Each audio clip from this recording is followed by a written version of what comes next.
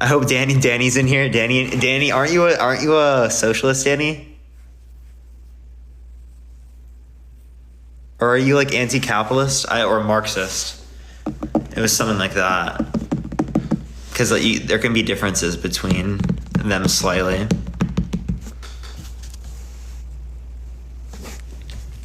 Prove to me socialism is better than capitalism.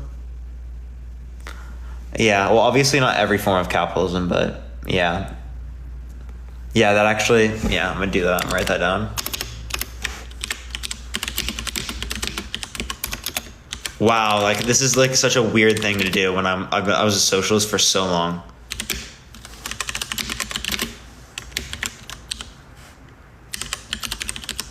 But yeah, that would actually be a decent debate.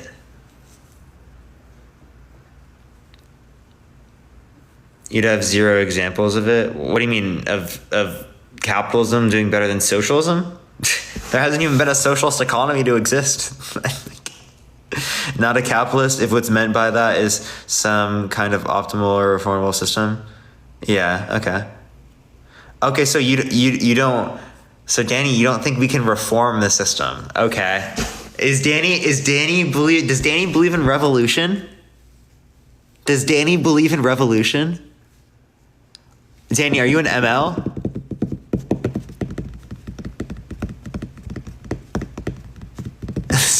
Stop.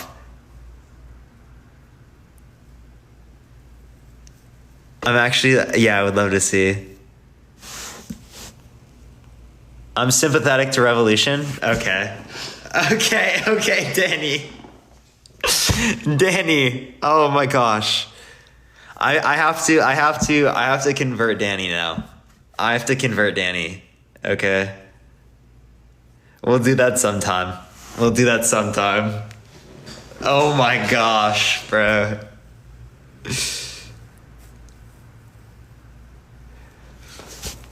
Can we see Parker versus Danny? We might actually see that. I don't hold like an anti-socialist view, depending on the type of socialist people are, but I don't think Danny like wouldn't make sense to me like that. But like I don't know. I feel like I can get to Danny with the econ stuff. Maybe we'll see. Me versus Parker astral projection. Oh my gosh, Tristan. Oh, ow. What about meritocracy? Well, I don't think any system is going to be fully meritocratic.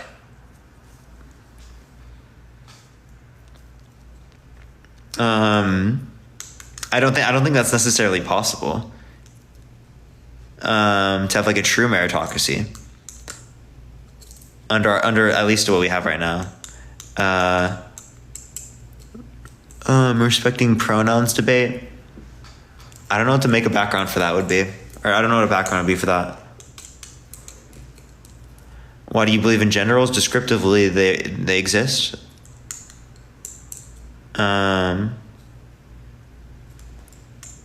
don't know about prescriptive. Euthanasia, I don't really have many thoughts on euthanasia, to be honest. I did request. Ooh.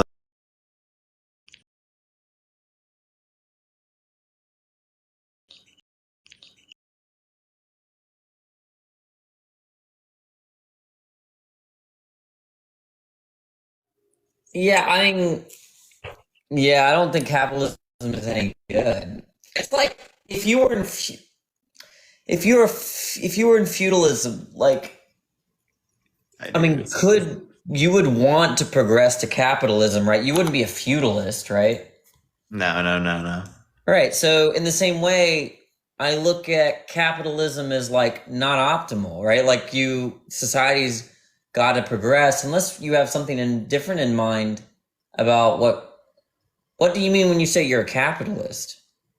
Well, I'm like a social democrat, so I think our current state in the United States needs to progress, right? But I think that we've found out how we can have a system that is pretty good for the average person, right? And is relatively effective, right? More effective than like say socialist types of economies, right? By having like a similar structure of economy as like do Scandinavian countries, where they have like a broader sense of free markets, while also having like a broad sense of social safety nets. Right. So like a reform to the current structure. Uh, okay. Well, is it what you're saying is that for the average human, capitalism can accommodate a quality of life for the average human, is what you're. And here, the notion of can is very loose, right? Obviously, it's logically possible, but like, you think that the capitalist system can bring the quality of life universally up in a way where like we'd be we wouldn't need to transition to another system. That's what it sounds like you're saying? It doesn't seem to be. I wouldn't be against transitioning to another system if it were be like seen to be like more effective, but it would seem like we don't have reason to shift towards another system, as like if we were to relate to cooperative type or democratically run workplaces, if we were to do something like a mandate across the board, we have like really no good evidence to say that it would be effective within all. Why can't I see you? Oh, I don't know why. You should be able to see me. Can y'all see him? I can't see. Okay, but like effective within like all sectors. Like there are specific sectors of the economy where cooperative based like businesses is actually like more effective, right? Once they're off the ground, because like they have a hard time raising capital in the first place because investors don't really see much from them. As they would see from other types of firms. So that's currently their issue and why they haven't like already won out in the marketplace. Okay, Because if they're more effective, I can't see you. Let me leave and come back. All right, I'm running away. Sure. Okay, bye. Running away. Running away, buddy. Run away, buddy. Run away. Oh, that's bizarre. It goes straight to live as pod. TikTok is so dumb. All right. So, yeah, I mean, it seems like, okay, there's a question here though. If you look at the 20th century, and if you look at all the ills of society, broadly speaking, of course, I'm not just talking about the United States. The United States and other countries, we're very privileged. Like, you know what the income is for top 1% in the world? 30,000. Yeah. Well, yeah, it's about 30,000, which is the median income here in the United States. A little less than actually. Yeah. So one, I'm not saying no one's doing this in here, but like, we got to, what the communists think what they have in mind is a universal plan for not just for like what's best for the United States or Scandinavia or, so, I agree. And now there's questions. Why is it that, you have the United States and parts of Europe and Asia, or just why is it that there's so few people with a lot, but so many without, that don't have their needs met? Well, what explains that? And to me, the basic Marxist formula is something like this or what explains this is that you have literally billions of people, right, creating value, but look at the percentage of people that keep that value. And that in itself, that's the essence of capitalism as Marx understood capitalism, is that you have billions and billions of people creating capital, creating value, and then you have a fraction of people keeping it. And to me, that is a disease. It's a disease that needs to be cured. It's hard for me. Now, this is not my, I would need a lot of empirical research to support this, but, I don't even know what I was about to claim, but like, I think that you need to shift to a different system where the people that are creating the value are keeping the value. And that is, at least in the broadest sense, what I want to understand is communism. People that create value keep the value. Oh, sorry, go for it. You can finish. No, I'm done. Go ahead. So like, I think it also here we'd have to kind of say what we mean by communism. Are you like referring to like stateless, classless, moneyless society? Yeah, that's one understanding, but I think that I think it might be more useful to contrast capitalism and not capitalism.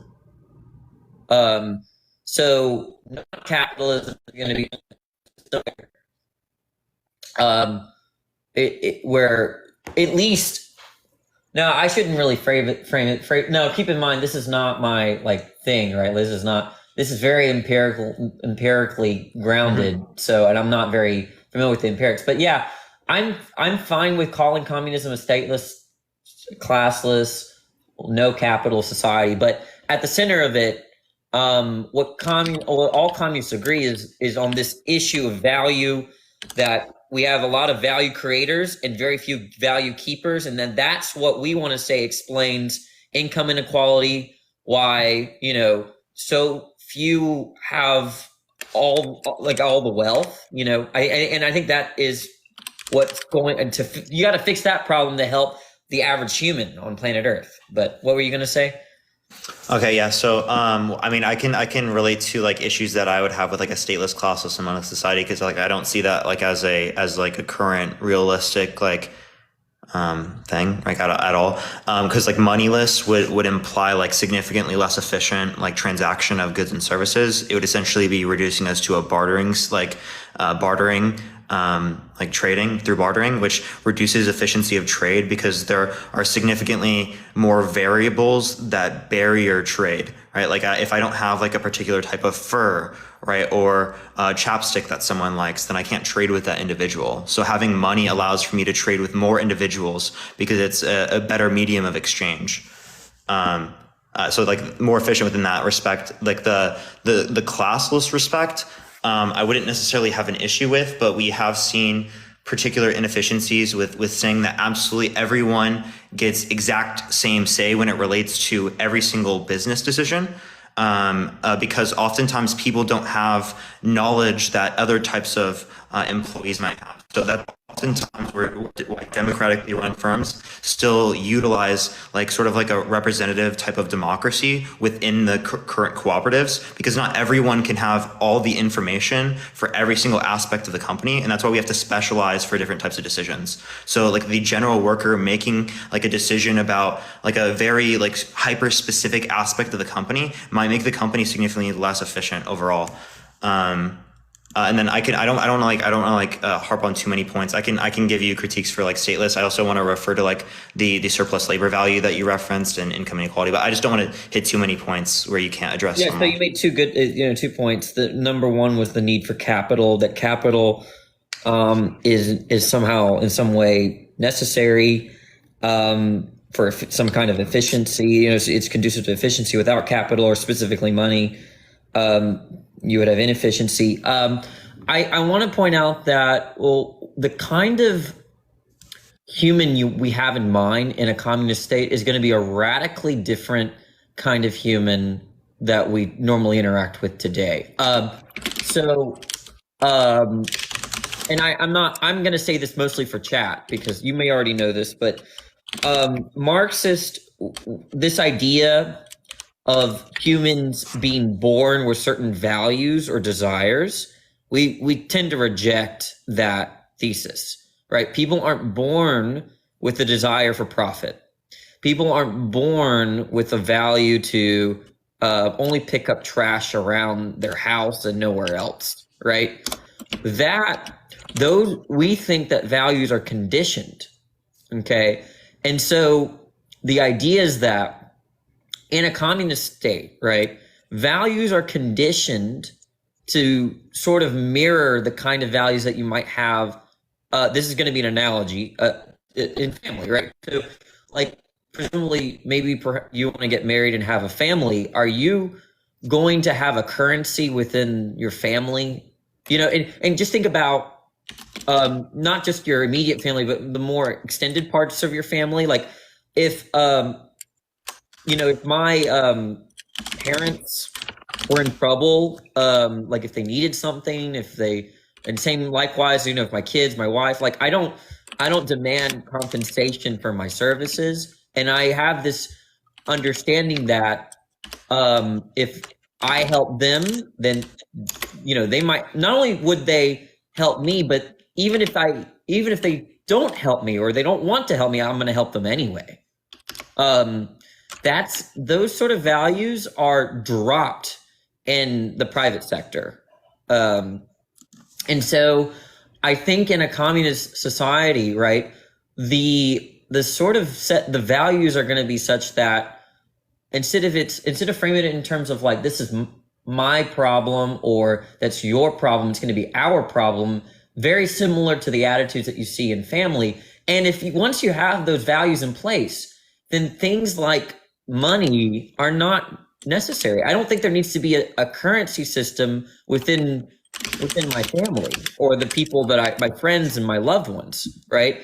If anything, it's not needed because we have a shared set of values that I just described. So I think the kind of communist society that we'd imagine is going to be, the system is going to instill a set of values that humans probably have never had on a large scale. I think though we do see those values and examples, like I think the early Christians had these values. They didn't have currency, they didn't have capital, they didn't have private property, but they took care of each other, and I bet, if you talk to an actual like studied Marxist, they're going to give you other examples, but it's never really happened on a large scale. But communism will be universal.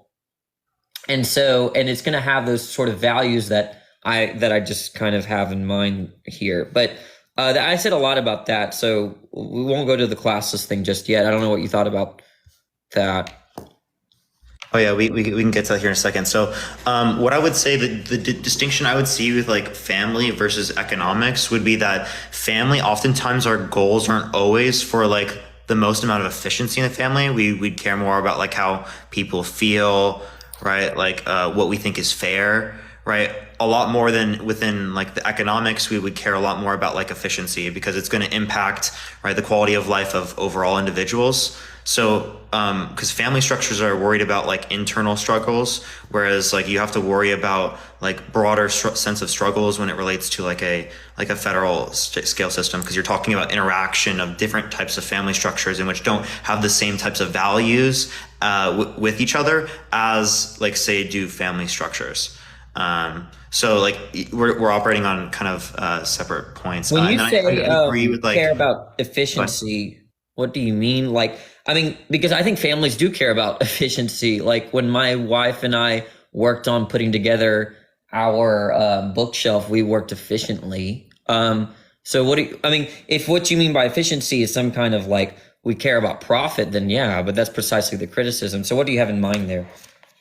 Yeah, so like, but profit's supposed to resemble something. Profit within the scenario is supposed to resemble like gains, right, in the amount of resources people have access to, right? So it's supposed to resemble something in the scenario. It's not like it's like a sort of a vacuous concept of there's nothing from this, because there are gains from the trades that are involved here. So like, yeah, you can work like efficiently within a particular context, like with each other, if you have common goals, if you can work in accordance with that. But when we're talking about market-based systems, we're talking about things that take into account significantly more variables, where an individual wouldn't be able to take into account all those variables when engaging in a particular action. And that's why markets are actually really important here, because the price signals being sent, they harbor information within that price signal that we don't even have to know about, but we can respond to in the correct way, because the price signals say like a country, there's a natural disaster, right? Price goes up for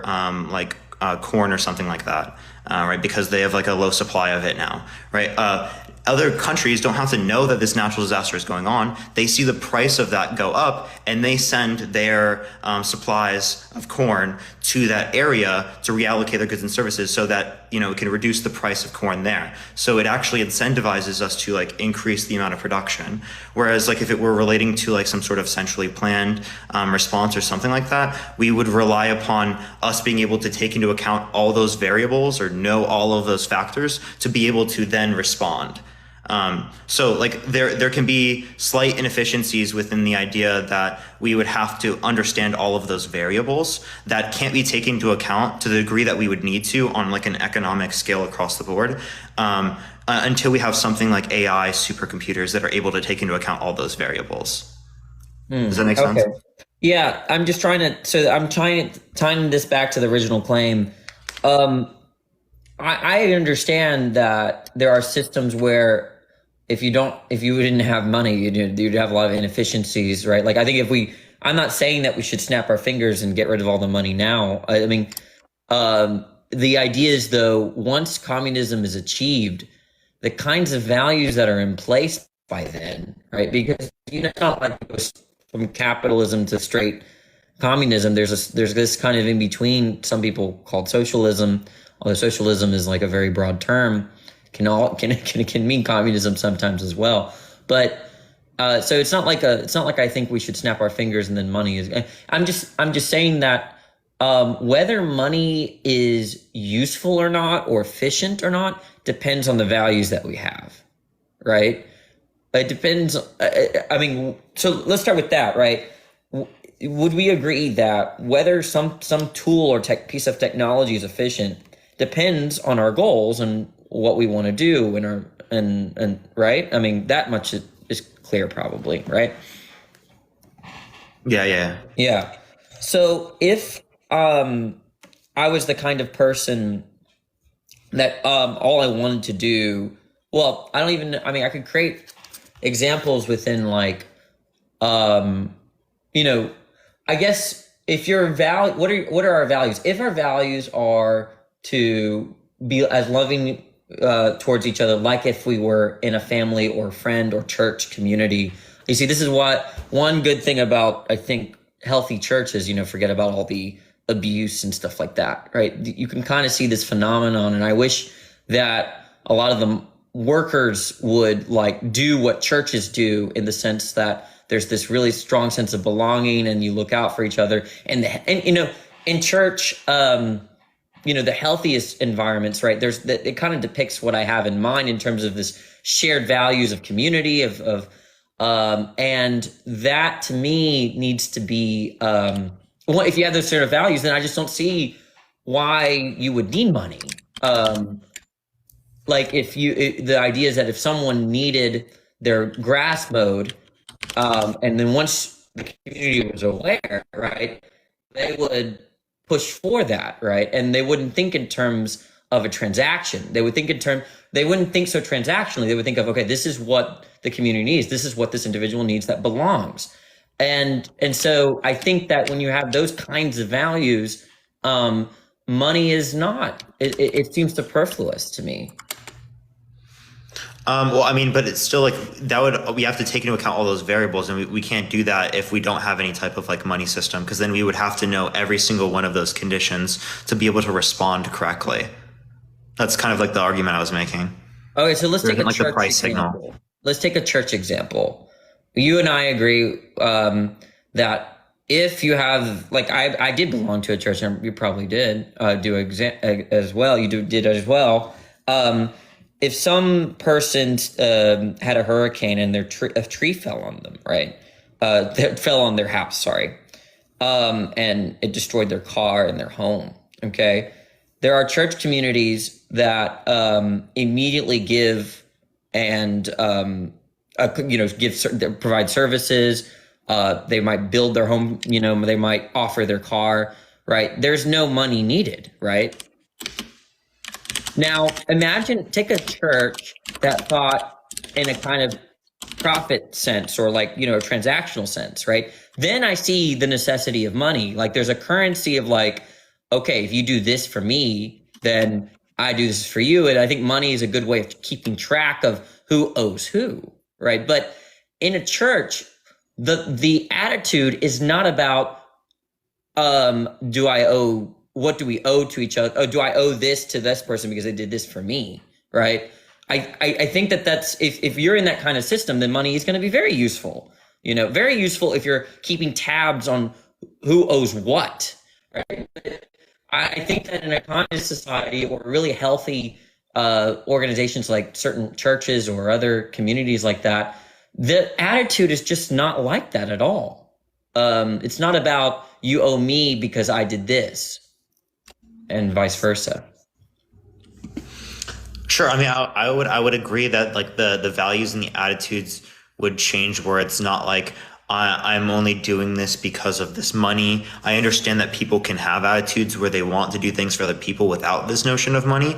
But my point would be that historically speaking, that doesn't get people to do all the things required to be able to, right, make society significantly better off. Thank you for the cap. I appreciate it. It's more or less going to get people to do things that are better off for themselves, the people around them, the people that they've engaged with, built relationships with, things like that, right? Whereas the same thing isn't likely to be extended towards everyone else as well. So like, I mean, I agree, but like, we don't know how far it would extend in terms of that. And then also we're coming at many assumptions of us being able to completely change how people have been environmentally conditioned in enough of a time where this would even be relevant to have a discussion within our lifetimes, right? Because like if we're talking about like a communist state, right?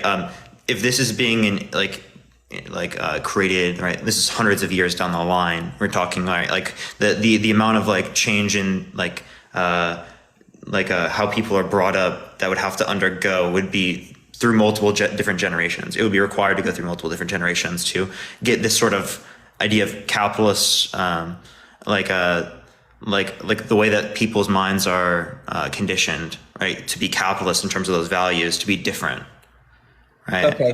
I think, look, I think the claim that I was trying to undermine was a very broad one. I thought the claim was money is efficient for like it's efficient and like in some you're saying the claim is that money is necessary because it provides efficiency, and I think my counterpoint was that efficiency of money depends on people's values, and I think that I would agree that money is extremely efficient if you think transactionally. If a society thinks in terms of if I do X, then I deserve Y from society or from that individual, or whatever, right? Then money is extremely useful. But in a family or in a healthy church environment or something like that, right? That is just not the attitude. And you notice that in families and churches or those sort of community oriented spaces, right? When you switch from the transactional added values to the kind of the social, more socially inclined attitudes is what I'm going to call them, then money is just not necessary. Well, okay. Again, the necessary for what goals? Because if I'm thinking transactional, okay, someone message, and this has happened to me, and it's probably happened to you. Someone will private message me that they want to learn something from me, like they want to learn philosophy from me. I don't know them, and to be frank, I don't really care about them very much. Okay, so I'm going to be like, I will help you, but you will give me something in return, right? It's because they're not part of my sphere of value that I think I think in terms of that if I help this person, they better give me something back. Now, with me and you, right, it's different, right? If you text me, right, like I want to learn XYZ, or if I text you, I need XYZ, there is very little expectation of doing something in return. So like if you said, Danny, could you teach me some shit about Immanuel Kant, right? I'm not going to think transactionally in the sense that, okay, if I do this for Parker, then I'm going to expect something else in return. Because if I did, a good way to keep track of that is money. Okay? And so it's precisely why money is useful in the former case where some stranger is messaging me for help, than when I see someone as belonging to my social sphere. Okay, so I agree with you that like given that we have values that we care about an individual more, we're more inclined to do things for them without expecting like the other side to do so. And within that sense, you can do things efficiently because you did something that another individual wanted while like not necessarily expecting something in return. So I get that sort of aspect. But my sort of point is that there are only specific things that people would be willing to do given those altercations. Like, how far would you be willing to go for someone given that you won't be able to fulfill particular obligations within your life, right? Where you have to take away from other aspects of your life. Yeah. Right? Like, can I fulfill the obligations necessary for my partner or for my kids, right? Rather than like the obligations for this other person. Right. And that's where money oftentimes becomes like that sort of incentive structure to get people to sort of take these different values that they have and then judge how they should act in like upon these in a quote unquote efficient way. Right. But the efficient way, like you pointed out in a good way, is that it's grounded in what leads to profit. So it's coming at this assumption here that profit is going to be what's best for people, which isn't always the case. And I would agree with you in that respect. But that's why we would have things like reforms, or within particular market failures, we have the government step in, right? But I'm just disagreeing with the notion that, right, we always have the government like sort of operating in a particular way where they're determining how things are distributed, or it's always determined by like, say, a democratically run company. Right. There can be multiple different types of companies. We can incentivize democratically run companies, but like we would see, it would just relate back to the concepts of like, of inefficiencies, which is what you're critiquing and saying that like, because we have these values, we wouldn't have those types of inefficiencies. But when I think about that, I'm thinking it's a different type of inefficiency than what I'm referencing within this type of sense. Because efficiency within that sense is just like with respect to that end, whereas here the ends would be necessarily different because we're talking about a broader scale of people. Does that make sense?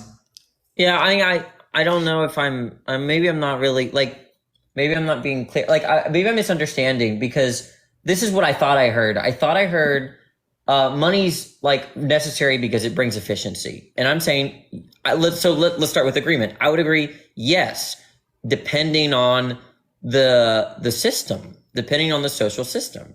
And so the question is, what sort of social systems then would money not be efficient or superfluous? And what sort of social systems would we see where money would be useful or for efficiency? And so one thing, I think, if you take a social system that's very transactional, right? If I do X for you, then I deserve Y, right? There I see money being something, or like capital, that kind of capital rather, to be very useful for efficient, it's conducive to the efficiency of keeping track, the idea that if I did X, then I deserve Y. Okay. But in a social system where we don't think that way, right? I do X for some other value in for some non-transactional end, then money is less needed. And I think that much seems clear to me, even whether maybe it's compatible with being a capitalist, but I just kind of wanted to push against the idea that money is just has like this, and you weren't saying this, right? But the vibe was that money has some kind of intrinsic use, or it's like has some kind of efficiency power. I'm like, its efficiency power just depends on the kind of societal structure that you have. And under communism, it's unneeded. I would probably say that I would just be unconvinced that it would be not needed in a communist society, because I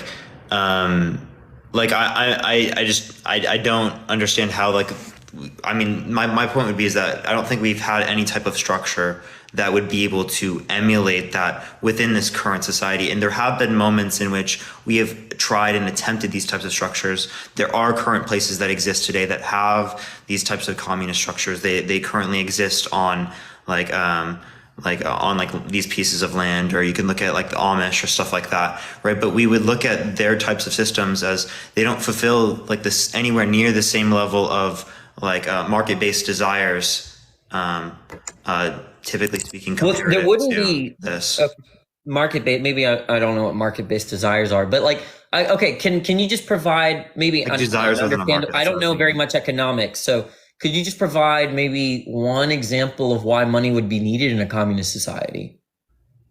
Well, no, the point I'm making is that we don't have any type of system that would point towards the idea that within a communist structure, they have greater levels of efficiency in terms of the ability to provide goods and services and what people need in a society to the average person.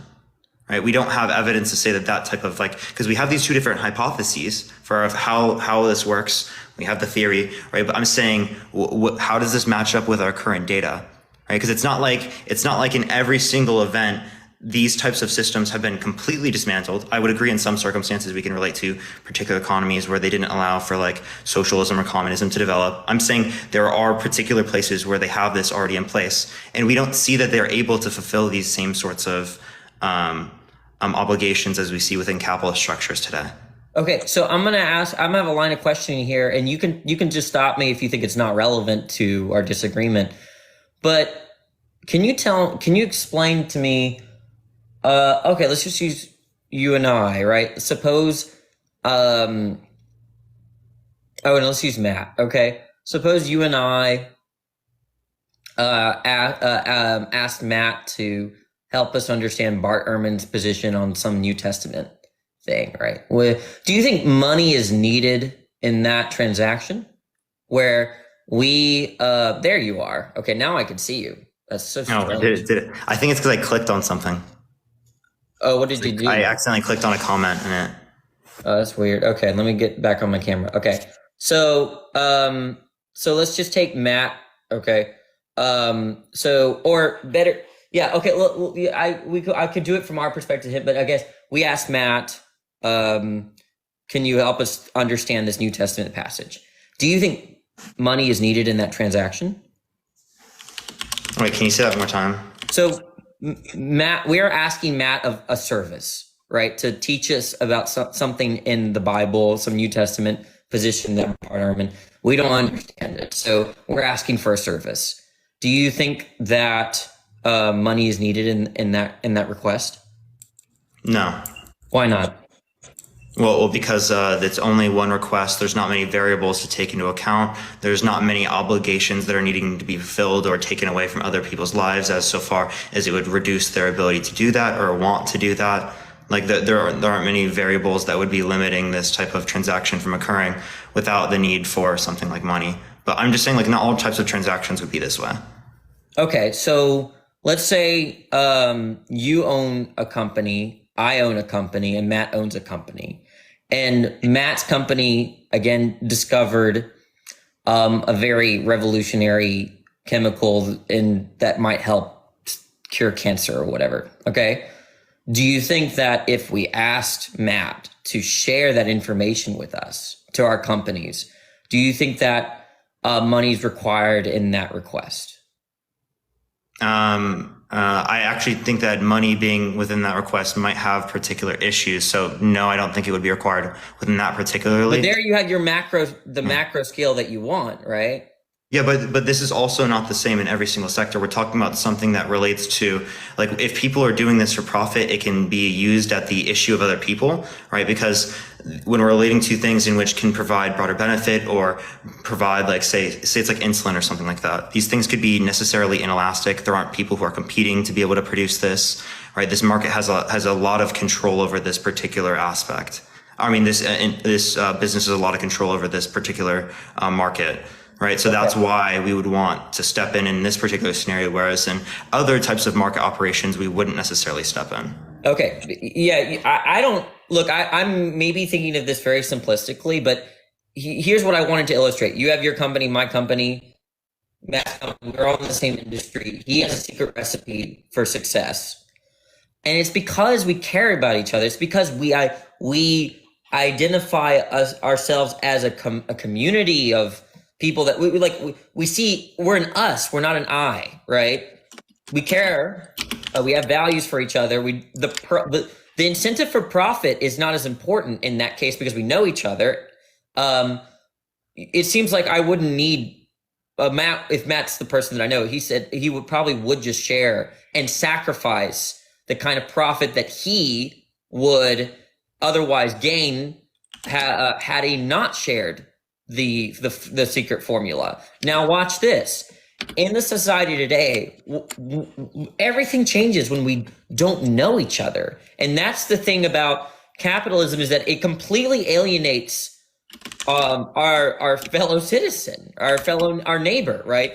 It if unless we like have this interpersonal connection, like Matt, you and me, right? Like I would drop the profit gains because I see us as a community. I see us as a community of friends or whatever. The fact is, as soon as that's dropped, then it becomes a money thing, right? It becomes the incentive for profit replaces the caring the community, right? So then, if it was some random person from the chat here, their company, and that random person from the chat in that company, and then they wanted my formula, I'd be like, pay up. And so I think so that's my analysis. Now it might be, again, simplistic because you know all the economics, but for me, it's if I think I've made my point. I don't want to repeat myself. I was about to repeat myself, so I'll just leave it at that.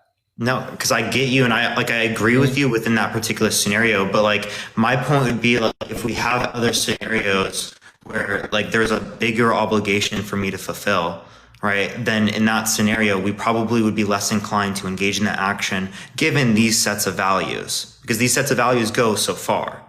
Does that make sense? Like I wouldn't be willing to like scuba dive at high pressures to be able to save someone super far down in the ocean, right?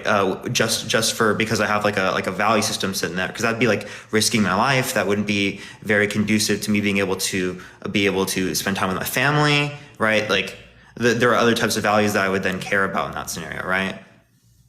Okay, I might have missed the point there.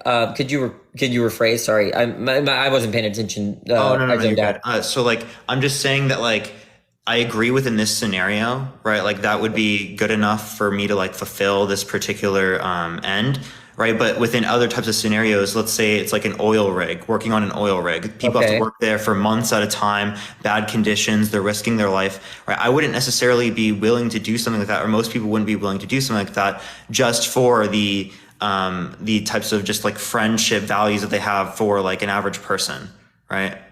Rather than say like a family, right? Yeah, you're saying that within like a structure like this, I wouldn't see there to be like a large enough of like an incentive for people to engage in these types of risky behaviors that are necessary for us to operate society at this level.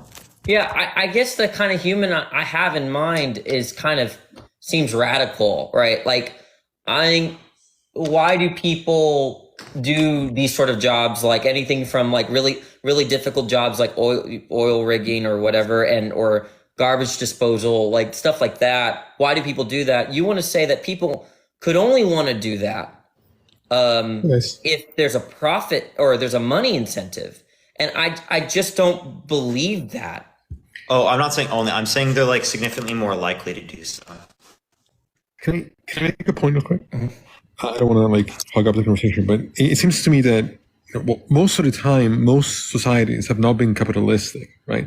So when you say that, well, they haven't been as efficient, the term efficient here is going to be subjective to the goals and the values that the society is ascribing by, right? What I think Danny's saying is that, they wouldn't be as likely to be motivated to do those things if the values that they were brought up with were ones that were of a capitalistic nature, right? But if the values that the society is brought up with is one of community and connection and love and duty, those things could potentially replace some kind of capitalistic, exchange or money or that kind of thing. Like it depends on the values, and the values and the goals that are going to determine which system is more efficient versus another. That's going to be subjective to the values and goals.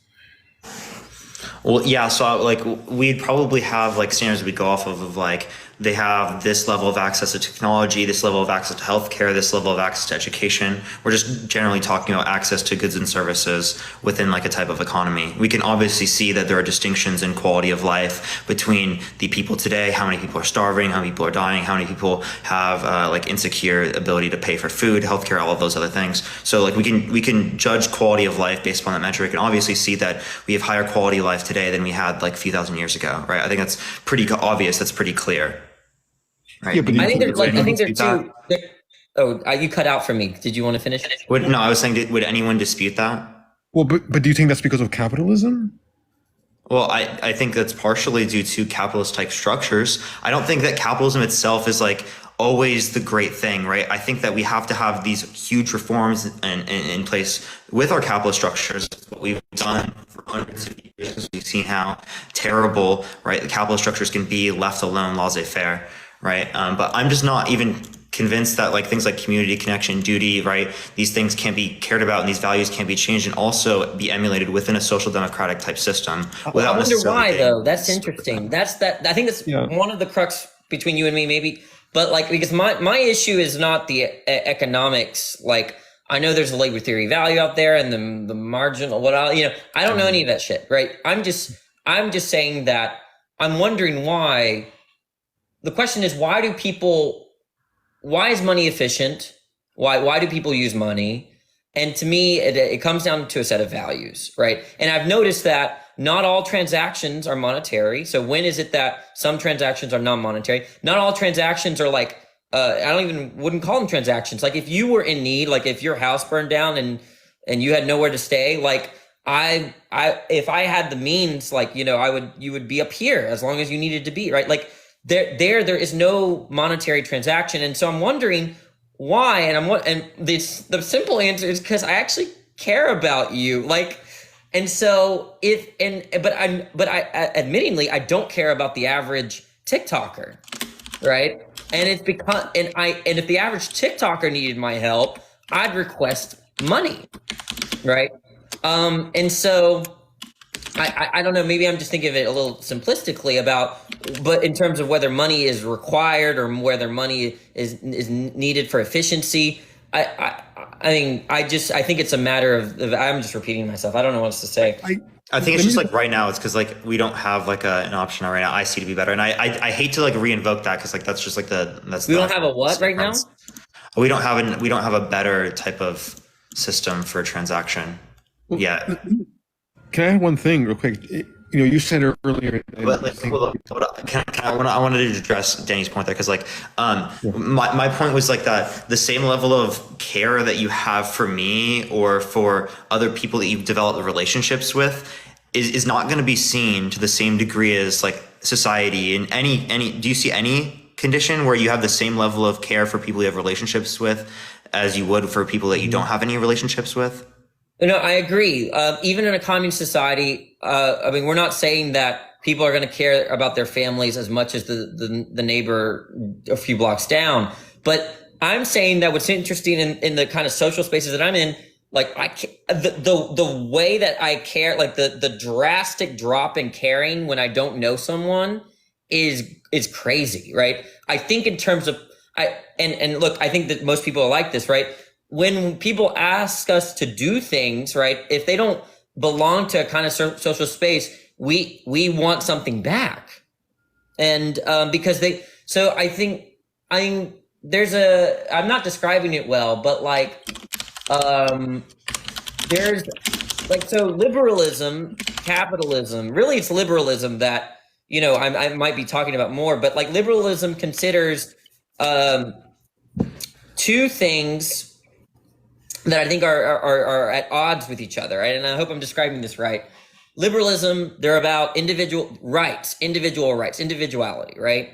And at the same time, equality. So to me, there's either something missing here, right? Or there's some kind of internal contradiction for me. And so there's like, I don't know. I have to think about how, because I just came up what here. You're talking about with, because like it was individuality. What was the second word again? I just forgot. Equality. Equality. So equality would be like within terms of like the law, right? And individuality would be in terms of in terms of like rights. I'm pretty sure that's what they're referencing, right? So like they're just saying that you have individualized equal rights. That's kind of what they're saying, right? Individual Okay, so freedom and equal let's rights. let's take someone that invented a medicine, right? Like for a terminal disease, right? So now there is a problem here, right? Because if they give up their intellectual property, right? If then, as far as equality goes, things are much more equitable, right?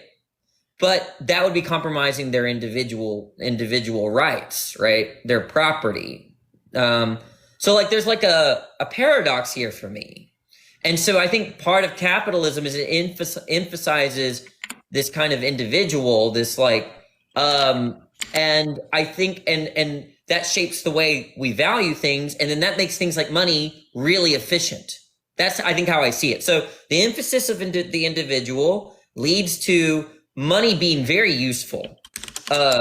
Whereas if the emphasis is on, it sounds so cliche, but if the emphasis is on us, right, as a community, right, then the person that invented the medication, right, is no longer thinking about me, my property, but thinking about us. Then something like money and intellectual property, those concepts are not needed, and It's not they're going out to the matter. window. You know. Yeah, it's going to cease to matter because the context has changed, the values are changed.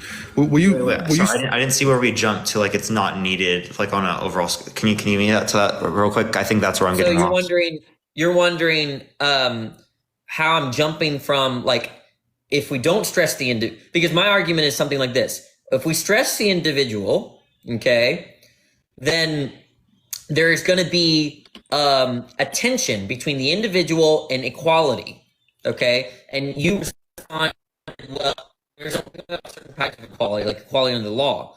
I don't, but I think I provided this example of intellectual property because there you would agree that if this person controlled their intellectual property, many people are going to die of terminal illness and some people won't, and that creates inequality, right? Only people that can afford that medication, right, are going to survive. The ones that can't die, right? So there, it's a paradox of individual versus equality as I see it, right? And so then if you prioritize the individual, or if you're trying to reconcile this paradox, one instrument of reconciliation is, at least one solution is the utilization of money, okay? Because then you have all these other individuals that give you something, right? So that you feel good in return, and you prioritize, you preserve the individual and you preserve the society, at least to a large extent. And but then if you get rid of this individual, the stress on the individual, right? You're not talking about the individual. Well, then it's very clear. If a person invents a medication, right? If the emphasis is not on the individual, it's on the community, then it's just he gives the medicine. Right. And there's far more equitable outcomes. Right. And then stuff like money, right, is not needed in kind of reconciling that kind of paradox. At least that's how I see it in my head. Okay. So no, if I care about like the overall, why would that not necessarily be entail with money? And then also I was going to say that, Wait, can you ask that question again? Yeah. Oh crap! I literally just forgot it. You said if the focus becomes on the community, why would the focus? Yeah. Why would we then not need money? Like that would be one, and then two would be that like that would also be if we were making like a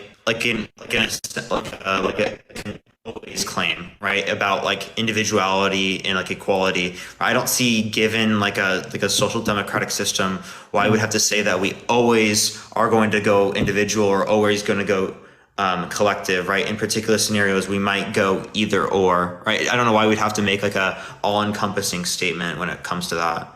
Yeah. So the first question, okay, in the tension between equality and, because look, liberalism and to some extent capitalism, they stress intellectual property, private property, right? That exists, right?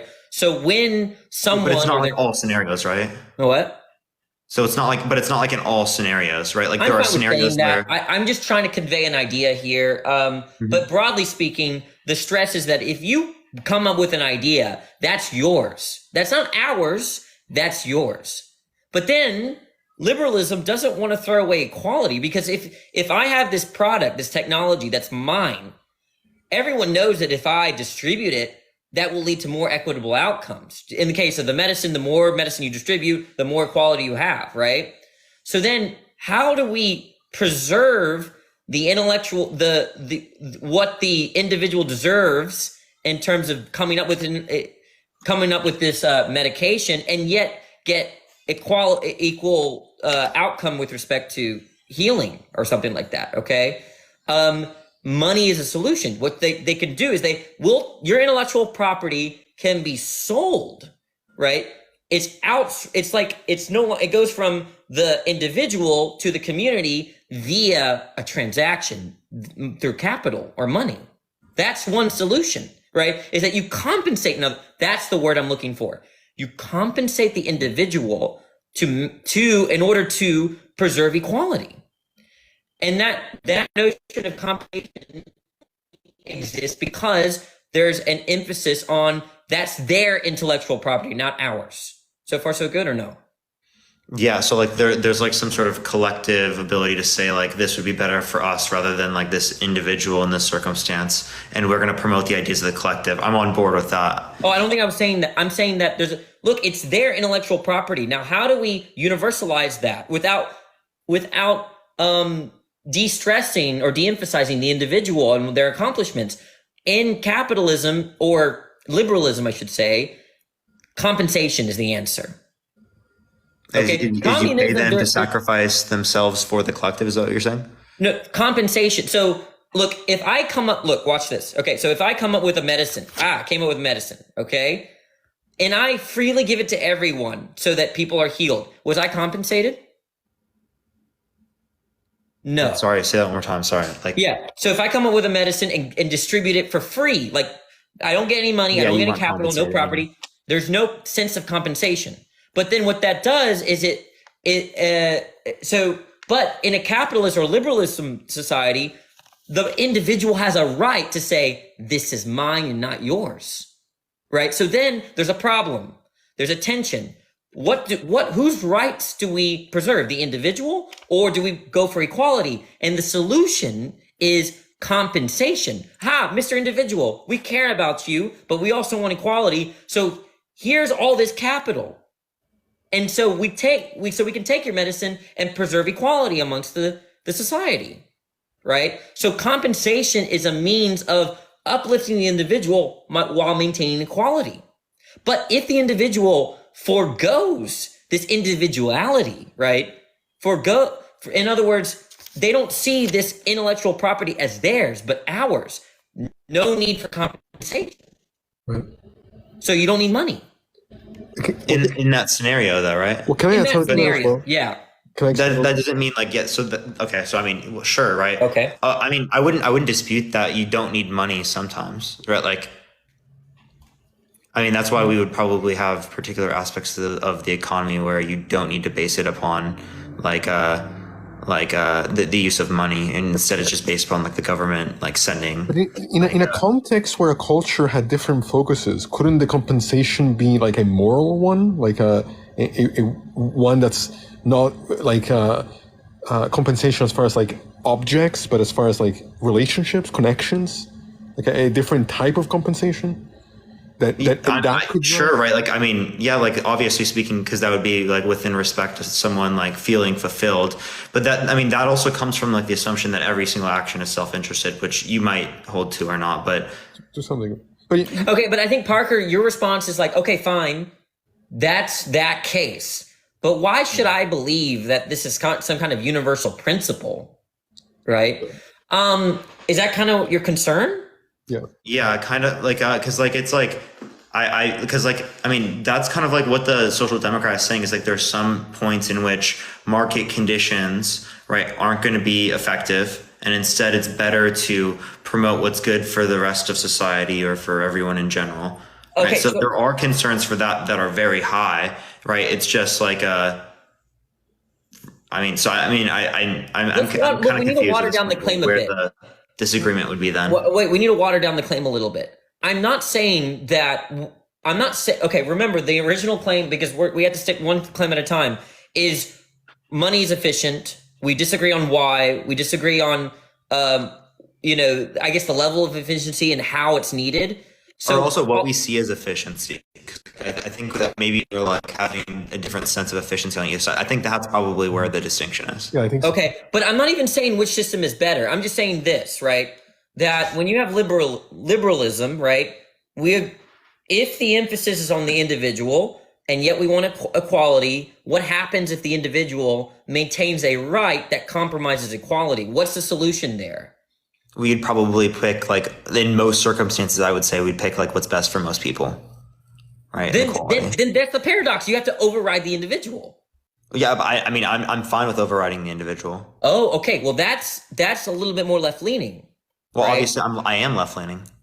Oh, okay. I mean like, I don't mean, but you're a liberal. You mean like anti-capitalist leaning? I don't think it's. Yeah, that's. I mean, it's within certain respects, but I mean, there are anti-capitalist notions within like social democracy and within liberalism, right? Even then, because like these reforms from the system were meant to say that like, oh, we're against this particular aspect of capitalism. That's why we need to change it. So it's still like necessarily an anti-capitalist notion if you're referencing capitalism just to mean like private property in all scenarios, individual autonomy in all scenarios, or like what generally like ANCAPs or minarchists would be saying like when they're talking about capitalism. Okay. Yeah, it seems like then, okay, at least there's like a attitude here that I'm trying to convey, and you're sympathetic, right? Because you are willing, like in the case of this person has intellectual property rights to a service or a good, that if they distributed would benefit equality, and now you're saying that we would just undermine their property rights, right?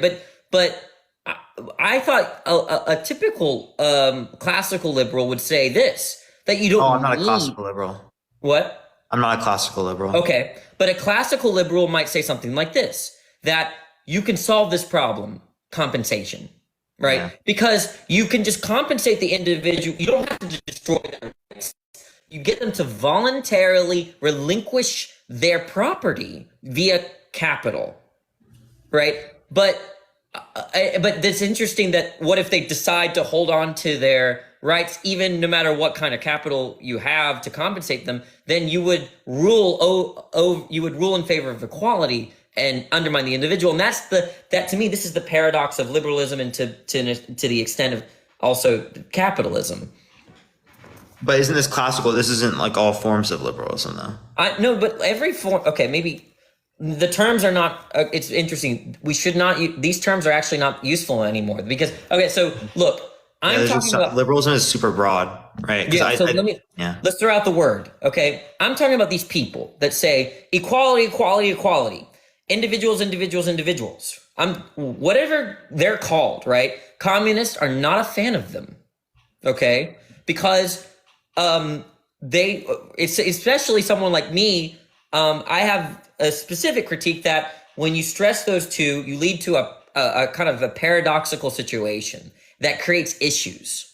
Okay. And so if you stick with equality, equality, equality, individual, individual, it will create contradictions in society. And what I mean by contradiction here is ills, like detriments, right? That's at least my assessment.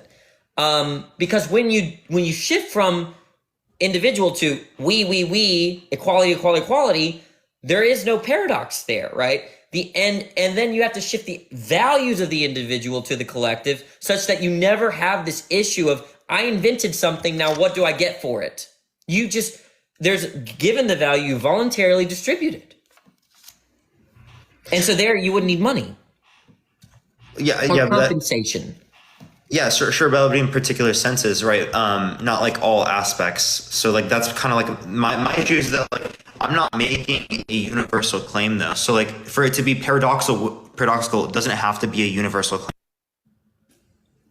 Sorry, you're right. Look, I mean, you're right to look when you're talking about politics, like when we have conversations, we're talking about philosophy, and we have very strict principles, and then what's the contradiction here? I'm not making any kind of universal like a principle. I don't think there are any laws of society. I really don't, right? Like there is no law of nature that governs what people do, in my opinion. Okay. There are no laws of psychology as far as we know. Okay. So, and I don't even know about economics, but maybe there is, maybe there isn't. But the point here, what did you just say? I lost my. It's getting late. I was saying, like, in order for it to be paradoxical between the individuality and the equality, we'd have to be making Oh, okay. I remember now. claims, right? So we can have paradoxes in an empirical sense. So here's something like we can talk about. Let me give an example. Okay, so here's exactly like I work in education. So administrators want equality. They want to gather data of all students, right, so that they can correct inequalities, right? So they want to know how this school is doing with respect to their math scores versus how this district, and so they can distribute goods and services optimally, right? This doesn't really, I mean, this is the ideal, right? Now, here's what one means of doing that is implementing standardized testing. Okay, so now standardized testing can accomplish that. It also can't. We agree to that. Logically possible either way. But now I, as an educator, and everyone has seen that the intention of standardized testing is to bring equality among schools. But there's a kind of paradox instilled, because then what the teachers then care about, what their values are, is the test and not about the growth and development and learning of the student. It's all about the test. Now, of course you could have teachers that care about both, or just care about learning and say, fuck the standardized testing, right? But that doesn't take away from our criticism, right? That what standardized testing does is create this paradox where the educators are now focused on test and not on learning. Okay? This is exactly what you're saying. This is the kind of thing that I'm trying to present in this, what I would call classical liberalism. There is this emphasis on individuality and equality, and it creates this paradox in society that creates problems. Okay, so you're kind of just saying, instead of people caring about their neighbor or caring about another individual and what benefits them, they instead care about just the profit. Is that sort of okay? In terms of the whole, what I call the paradox.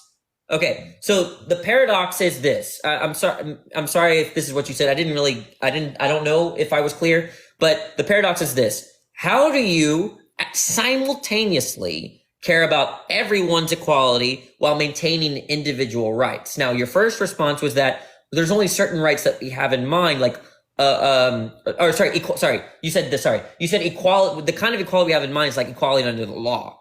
But I don't think that I won't have that analysis, because there are cases where if someone creates intellectual property that benefits the many, we would still, there's a sense of equality that is outside of a legal sense of equality that's important. Oh, I don't mean to cut you off. I agree with that. I was talking about from the classical liberal, what they're talking about, right? What liberals are generally saying.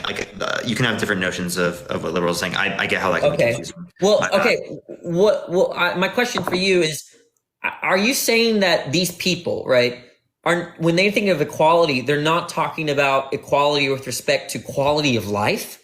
Well, I mean, I would say that's important, right? It depends on who you're talking about. Because here's my problem: if classical liberals might not actually, they might go off of that, but I would put edge on that, on the what's going to affect the most people, equality of outcome, right? But not in every single circumstance, right? We want.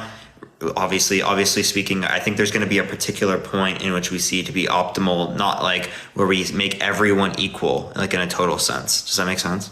Okay.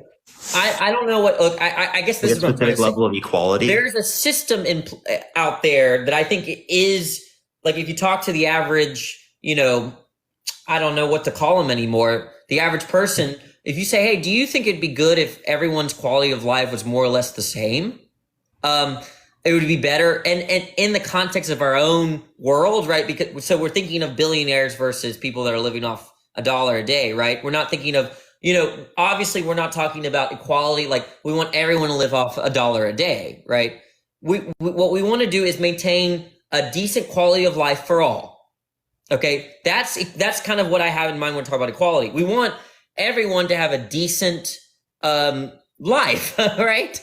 Well, I That's agree what I with mean by that. equality. That's totally agreed on. Right. But I think the point would be in distinction is that, well, the communist is saying that there needs to be this sense of total equality, right, amongst what people have, right? At least okay. in the sense where they fully get to that point. Yeah, you're not crazy for saying that. Can we put a book? So I don't really think that's okay. Let's put it this way: everyone, communist or not, everyone's that. Well, except bad. There are bad people that actually want to steal from others, right? So it's hard to say everyone, but let's just say that the famous forwarders of political systems generally wanted a decent quality of life for everyone. Right. Like if you look at the John Locke's and even Marx and all these leaders of societal development and change and theory, everyone kind of universally wants a decent life for all. So I'm saying that the paradox comes in was when you say, but we also want to maintain individual rights. Then there's something weird about this, right? Because if you want a decent quality for all, right? But then you're prioritizing the individual rights, right? There could be a tension because then you're going to have to choose between them, right? There are many cases where these don't go well together. Either you're choosing to preserve the rights of the individual or you're choosing to maintain a universal quality of life. Yeah, and okay. I mean, we want to do that. I'm confused though. Like I think that we can jump in and jump out when we would want to. We don't have to make a all-encompassing claim with these. Like it's not going to be that I'm always going to look for equality. It's not going to be that I'm always going to be looking for individual rights. It's going to be in different circumstances, right? We're going to jump in where we see it to be negatively impacting people to an extreme extent, impacting quality of life, or in other scenarios, it might not be impacting quality of life. Yeah, we'd still want to limit this from happening because maybe we have moral concerns or other shit like that. Yeah, I'm doing a bad job here because I need empirical examples. Let me try to give an empirical example. Okay. Yeah, I think my position is like the only reason I hold this is empirics. Okay, so that might be it. Yeah. So can we use the healthcare system? Well, I'm probably going to agree with you when it relates to the healthcare system. Okay, so let's use something. As other markets. What kind of commodity do you think is so unlike the healthcare system that I mean, obviously, people that sell fidget spinners, right? Like we're not talking about that. I mean, that whole, the fidget spinner business, could go down and we're fine, right? We want to talk about an important kind of commodity here. Where food, water, electricity, healthcare. See, I'm for providing those things. That social democratic economies are for providing those necessary elements for people. Okay, but when a company, let's say, creates new technology, do they have the right to that technology? In most circumstances. Yeah, but what is your view? What is your view? Do you think they should have this kind of right to however you interpret that word to, like, let's say I'm a place where the Entergy exists. Entergy is a power company. If they invent some crazy thing where water can be converted into energy, right? Do you think they have the right to that, the intellectual right to that technology? I mean, it depends on how much it impacts people. Okay. I'd probably relate that concern, but sure, to an extent. Like, also depend how they treat people with that patent into playing, and then also there would be limits on how long patents would be. You can have many different types of patent structures under a capitalist economy, but okay. So, like, if Entergy invented something like that, and then that technology was spread out, we would agree that quality of life goes skyrocket. Now, they can invent something worthless, in which case, yeah, you can have the right to that. And so here's the issues. You have this spectrum of invention, right? The spectrum of property, right? Going from, if it was distributed, oh my gosh, everyone's fine. Or if it wasn't distributed, it wouldn't affect life, right? And so the idea is that the higher this goes, right? And yet, if you want to, and if you, let's say you stick with this idea that it's theirs, that they could do what they want with it, the higher it goes, the more inequality there could be. right? Because if Entergy only gives that technology to the United States and doesn't license it anywhere else for whatever X reason, right?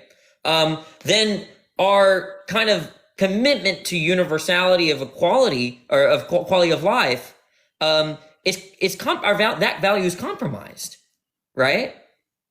Yeah, I mean, I want that. Yeah, I don't debate if this it's- stuff very often. Sure, if we have that type of thing, I'd probably be for, like, given what I would expect from like a type of technology like that, I'd be for universalizing that across the entire world, right? Like, I don't know if that clarifies anything to you. Yeah. So again, I think we're more in agreement, but what that implies is that there's a point where you're going to prioritize equality over the individual. You're going to actually undermine the individual's rights, right? Yeah. Okay. So, I'm fine with that. but then here's the liberal or the capitalist says, Parker, we have a solution here. The solution is let's mega compensate. So let's say Entergy produces that technology, and you want to say let's override their rights. Compensation would only be relevant if it's for like producing this particular good or setting a precedent so that others still produce or innovate. Let's say that again. Compensation would only be relevant if it was meant to actually like stimulate like production. Like if it's not going to get this company to produce or get other companies to produce or innovate, then there's no reason to compensate. Like it's meant to be an incentive. That's the only way I would use it. Like then, like I honestly, like realistically speaking, if we violate the individual there in that circumstance for the collective of the greater good, right? In terms of like that particular technology, and we give that to everyone. No issues with that on my end. Okay, I think I got a way of explaining it. Using this, right? So, there are like 3 solutions here. Okay, I think there are 3 solutions broadly speaking. Okay, so this company has that technology, and we already know that if we distribute it, everyone's much better off, right? So it seems like 3 options. Okay, at least ones we could talk about. I don't know, these are not exhaustive. We could compensate the company for distribution, and then they get mega wealthy, right? And then you preserve that quality of life for everyone. Okay, that's one. Another scenario is that you could just take it away forcibly, right? They could say it's not even a volitional thing for them. They know that as soon as they invent something like that, it will be confiscated, no compensation. Okay, and then I mean, you could have compensation in there, but basically there's a force to it. And then the third one is you could be in a society where you instill values where you don't need to make a decision, that given the values of the company, they're going to distribute that technology. Imagine, perfect, like the government. If the government invented that shit, they would be, the government is going to be more likely to distribute it over like a private company, I would think. Maybe I'm wrong about that, but wait, Danny, my point is that they're dealing with distribution, they're not production. Right. The point is that we would need these is for production, not for distribution as much. Okay. What is that a response to? See, because like we're trying to get the government's trying to get them to produce these types of innovative technologies. Right. So the distribution is what you were talking about there, not necessarily the production. You were saying like, oh, they would just, if they had these types of values, they would just straight distribute it to them. But I'm saying like the point would be, or that would be in question probably between the 2 different views would be, is that given these types of values, would we even be in the circumstance in which they are producing it to be able to then distribute it? Okay. I'm trying to piece that together with maybe I just have to think about how to express what I'm saying. But I guess I think all I wanted to try to communicate is that this was all over the claim that when is money needed? One of those options is that you can use capital or money to correct that issue, right? Someone has property, you want to distribute it, so you compensate the person that owns it, right? Yeah, that's only valid for me as long as it's an incentive, because like that's why the first one would be preferable to the second one, because in the second one you kind of you got rid of the idea of them being compensated, which would reduce the incentives for future innovation, which Right, would okay. reduce the idea of like them But having the values for producing this in the first place. So if we're going back, the idea is that in a communist society, there's already a built-in incentive. Just like in a capitalist society, there's a built-in incentive, right? Profit, right? In a communist society, that is not the built-in incentive. It's the values. What? Yeah. The And value. so if you're given those values, you don't need compensation, and therefore you don't need money. That's the argument. Oh, see, yeah, but like the point I'm getting to is that are these values a good enough placeholder for that profit? And can't we also at the same time have the profit and also try to emulate these types of values? Like, I don't know why we have to either pick one over the other in every single type of scenario. Can I just add right there? I think that's what kind of this hybrid of between socialism and capitalism is attempting to do, to kind of combine the two. Now, whether or not that's successful, I mean, some people think that capitalism is inherently exploitative and it doesn't work. I don't really do much political philosophy either, so I'm kind of agnostic on the matter. But I think, I think some people are trying to do that. But real quick, before I drop, because it is pretty late here, I want to ask a clarifying question. Because earlier you said something about how our quality of life and life expectancy has improved. I would say that's because of technology, right? But not necessarily capitalism. And I guess my question would be, if Danny's right about this being an issue of values, of what values society has and how it functions, then we could still have technology that helps the quality of our life without needing any kind of capitalistic framework, right? And so I don't know that I would credit capitalism for the betterment of the humankind. I think it's more technology. Does that make sense? Here, I get you. But see, like my questions would be, is why do we have the technology, right, to this degree? Because the thing would be is that at least the person who's on my side is arguing is that these incentives would increase the likelihood in which they would produce these different types of innovations. Only if the values of the society are specific to kind of the capitalistic mindset. But I think, again, like you said, your concern is, well, can we replace those values with a different set of values that would produce the same result? Yeah, we can still do that and keep these different types of capital structures. Like the values. That's what I'm not convinced by. But you're not convinced. I'm not sure. Those values. Yeah, I'm not saying you're wrong. I'm saying that like I am skeptical of that being the case. I get you. It may be. What do you think? Parker? Do you think are there any necessary? What do you take to be the necessary values in capitalism? The necessary I values. consider to be one.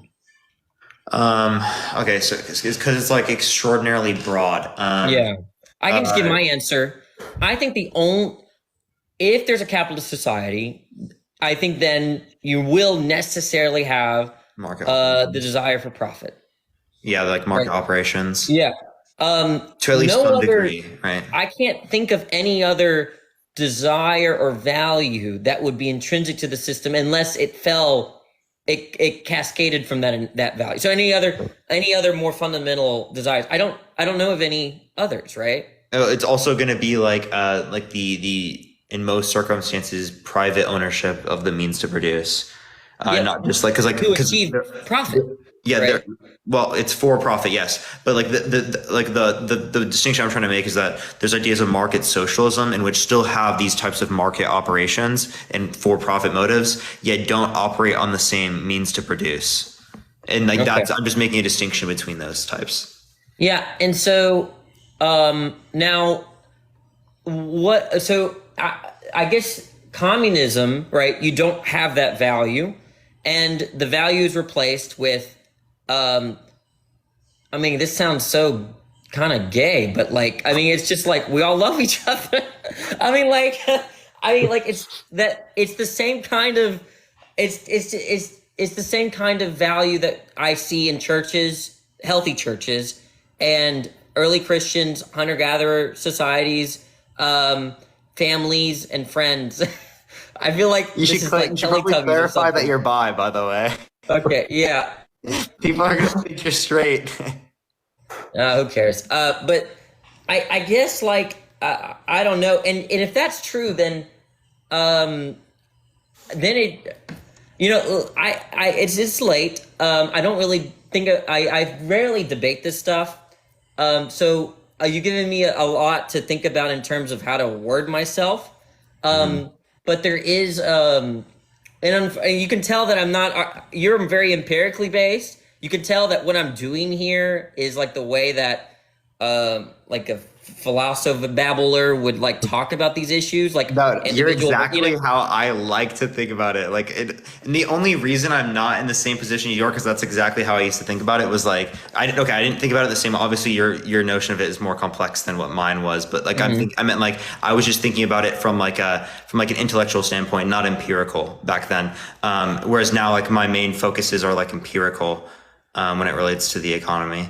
But yeah. I mean. But I think we can agree. I like that you guys are socialists, though. There's a question, though. Okay, so I think my criticism. I mean, I have two. I think you're right about something. Something I learned in this conversation is that there are two types of criticisms here. There's the criticism of capitalism, which arguably I think it needs to be empirically grounded. And then there's the criticism of the so-called classical liberals, right? Their value system. And the thing is that, are you okay? Are you dying? Okay, you're okay. So I choked on water. Sorry. I think what's happened here, Parker, is that capitalism and classical liberalism are like best friends. And my issue is a lot with like classical liberalism. So I like to compare classical liberalism, whatever the so-called classical liberalism, and the Marxist philosophy, right? There's two different systems of values, right? And I think that's the approach. I think it might be a little bit more fair to talk about labor theory of value and other, different, those sort of economic theories. But for me, I'm sticking by this like criticism of the value philosophy, the axiology of capitalists, which tends to be liberalism. Okay. And I am much more in favor of the value system that's present in the kind of Marxist groups. Yeah, comparative to like the ideas of classical liberalism or like what ANCAPs are saying and stuff. Is that kind of what you're saying? Yeah. This. Okay. Like, can I say this last thing? I know I've been talking a lot. Okay. So you're good. Don't worry. To me, here's a way to sum it up as I understand it. There's this history saying the ideal society, the sufficient conditions for an ideal society is equality and individuality. I disagree, right? I think that one of those seems to be a necessary condition, but not a sufficient condition. Individuality can, I guess, be replaced with freedom. Okay. Okay. So like I'm tying individuality with individual freedom. Okay. So there's individual freedom and there's what do you call it? Equality, right? These things I don't take to be a sufficient condition for the ideal society. And I think these so-called classical liberals take those two conditions as ideal society. And I think that's kind of where I was starting from. Are you saying that there needs to be more than that? I mean, I kind of agree with you, Danny. I don't know. Maybe I'm disagreeing with liberals on that or something. But like, yeah, I mean, I agree. I don't think those are the only two conditions for like a good society. Yeah, see, I think there might be a necessary condition at best. But I think there's a collectivism component that's missing. Absolutely. Yeah, no, I'm with you. I would agree. Okay, yeah. All right. Maybe I dispute other types of liberals on this or something, but like, yeah, I mean, I would. But I think you've inspired me to do more research because it's been a while since I've had these conversations. Yeah. No. I love these. It's been a while since I've had these conversations too. It's been like months. I was on the other end of these conversations all the time. I was the one who was a socialist debating the ANCAPs and stuff like that. So it's kind of weird. What's worse, socialism or ANCAP? What's up? Which one is worse to you? Oh, ANCAP. Okay. But it's I not didn't even know. close, dude. ANCAP is like so bad. It's so bad. Some people think socialism is so bad and like worse. Okay, So. okay. I don't think no, like what you're talking about with socialism and what like yeah, no, that's not that bad of a thing. It's just like I would say that there are probably empirically speaking preferable models, at least right now. Maybe when we reach some other type of society in the future, we adopt different types of models. Like when I was talking, like when we can take into account all these different variables with like AI and supercomputers, right? Market-based conditions aren't necessarily as relevant anymore, and probably, likely speaking, wouldn't be as efficient. Okay. My Well, view. thanks for talking about it. I got No, it was fun. you It know, was fun. That was really here's what's fun. gonna happen. I'm gonna go read about this, and then I'm gonna come back. I'm gonna have my helmet on. I know. Like I'm just gonna have all my armor on, ready for battle. Okay, so you I just better want to say beware. you're Okay. both my favorite creators on this app. Like I think what you guys do is phenomenal. Like, Part. I appreciate it, Cease, bro. I'm gonna do appreciate the it. Parker thing.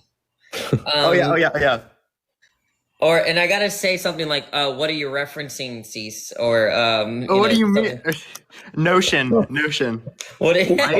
Right? What are you referencing, guys? Y'all have good referencing. Bye. I think just the way that both of you engage in these topics, the depth of the work and thought you put behind it. I think it's really impressive. And with all the garbage that I see on this app, it's a breath of fresh air to find people that are actually intellectually honest. And even if we may disagree on certain things, at least we can have productive conversations. And so much of this on this app is not that. And so it's. I agree, bro. Honestly, Cease, you're based, bro. You're based, bro. I appreciate that. No, bro, I'm not joking. Uh, Like, I appreciate these types of conversations so much more than I can express. Like, it's actually good. Like, I prefer these types of conversations to like most of the conversations I normally have. But like, most people don't like having these conversations. So like, I never really get to have them. But No, I loved it. Look, I had all today. I had conversations with a bunch of transphobes that couldn't even understand the difference between sex and gender. Like it's exhausting. No, like the concerns that you have in those types of conversations versus these conversations is just so radically different. Yeah, it really is. But no, yeah, I definitely want to get collaborate more with you and have more of this conversation because No, let me know. I follow you on this account, right, man? I think so. I think you do. I don't follow you on this account. I follow you on my main, right? Yeah. Yeah, we definitely need to for sure. I'll try to get you to host you on another time or something like that. I haven't been hosting recently. I've just been doing like solo debates a bunch, but we'll definitely need to do that. Yeah, maybe we can set up something sometime where I can debate RC or one of those clowns. Yes, that would be really funny. RC's been making a lot of anti-feminist content recently, so yeah. That might be where we'd go with that, but yeah, of course, man. Yeah, thank you so much for having me up. I hope you have a great night. It, bro. And, Good to see you, man. Yeah, same. Good night, guys. Appreciate it. Peace out, bro. Let me see. I'm at 12%. Everyone, we're at 12%, so we're good. I did not think it would end up being that long of a conversation. That was so fun, chat. I had so much fun. I'm not gonna lie. I love those conversations. I hope Danny doesn't hate me too much because, we had like disagreements and stuff there. It's been a while since we've disagreed like that, but I had so much fun. Is this shirt a paid promotion? No, it's not, but I actually like this shirt a lot. It's like a watermelon. Danny was fun. Yeah. All right. Yeah. Let me save all these because I have like a bunch of the topics that we have. We came up with why do you consider yourself an alpha? Prove to me spirits are real. Why is the Bible accurate? Prove to me Christianity is true. And then prove to me socialism is better than capitalism. And then we can probably come up with other ones later on. But yeah, that is mainly it. Perfect. Yeah, I have basically everything set up. Oh my gosh, it's already like almost 1 o'clock. I'm gonna be up for a little bit longer. So like, if y'all are gonna be up, I'm gonna be up just chilling, probably talking to chat a little bit more. I've had way too much fun on. Is there a Miss Parker? No, I've had way too much fun on TikTok recently, y'all. Like literally way too much fun that like I don't know what it's gonna be like having to go back to school. I'm gonna hate everything. right? Like having to do things other than like live is gonna really suck, Chad. It's gonna be really bad. I have pretzels here. Absolute W. But yeah, isn't this like skincare routine? You're glowing. It's I took Accutane like what's it called? Junior year of high school. This shirt is like one my mom just got me recently. I actually kind of like it. I'm not gonna lie. I kind of fuck with it just because of how it feels. It feels so nice. How old are you? I'm 21. New Tower. Oh, I've had this one. I've had this one for a year now. What's up, bro? I'm tired. See y'all later. I'll see you later, Matt or Nat. I can't even speak right now. I was about to say Matt for some reason. Get a tat of Danny. I don't think I'm gonna do that. How many tats do you have? I only have one. Atheist shirt. Yep, I'm always out here wearing the atheist shirts. Crazy, crazy. Matt over Nat. Yo, wait, no. Matt equal Nat. No. Matt, what did I do? I don't know. You just existed, bro. Matt, what are your thoughts on the Danny v Parker debate? The Danny v Parker debate. What are your thoughts, bro? Danny is about to literally like read up Hellas, come back and like absolutely destroy. I watch it happen. Watch it happen. Danny, when he comes back, is gonna be like so ready for that conversation. I already know it. Like he's gonna have a whole list of things. Danny's vengeful. Oh, for real, for real. Base today debate, but I lean towards Parker's view. Oh, Danny is gonna get vengeance, bro. For real. I actually know it. Danny's so smart. Like it's actually annoying. It's so annoying. No, I'm kidding. Yeah, Danny would. Parker, are you a threshold deontologist? I probably wouldn't call myself that now. I'm a particularist. Honestly, I'm not convinced that threshold deontologists are generalists. Right? Not even convinced.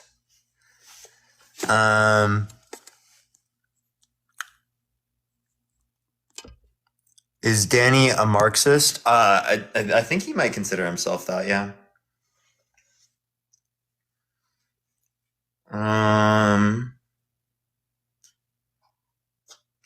Parker gives me crazy AP Lit teacher vibes. No, I don't like AP Lit. Is it because of the shirt? Because I could understand that. I'm not gonna lie. Bring back emo Parker. Oh my gosh, Parker doing his little dancey dance for real. When you go back to college, the 28th of August. Seth, you need a grip. You seem hyperactive at the moment. I always am.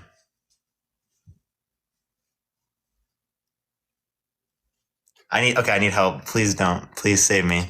What do you study? Economics. Why are you standing? I feel like it. Can I not stand? When do y'all get to see me standing, okay? Y'all never get to see me standing. This is how I talk with my hands. I gotta be like Matt, get my hands into the E.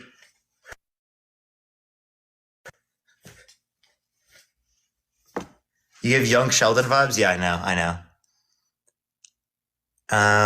What's your sexuality? I'm straight. Relax them shoulders, Parker. Okay. I have to like, if I actually stood up straight, this is what I would look like. But like me bending over like I'm General Grievous, it's actually unbelievable. He's straight. Why do so many people think that? So many people question that? Yes, I'm straight. How tall are you? I'm 6 foot. Astrotherapist, I appreciate it. Thank you for the hand heart. Good to see you. But yeah, I'm 6 foot. I'm 6 foot tall, standing straight. Yes, and without shoes. Parker, I know the answer, and I'll tell you. Okay, for sure. I don't know what you're talking about, though. To be honest. Okay, I need to stop. I'm gonna cringe. Are you still dating your GF? No, I'm single. The answer to life. Please. Short king? Yeah, I know. For real, 6 foot is short king. Oh, why they think you're gay? Okay, yeah, I don't know why that is. Is it because I'm a skinny white male? Some people say it's because like my voice doesn't sound feminine to me, so I don't know. I don't know why a voice sounding feminine would mean someone's gay. I know many straight men that sound feminine. Like I'm like, what?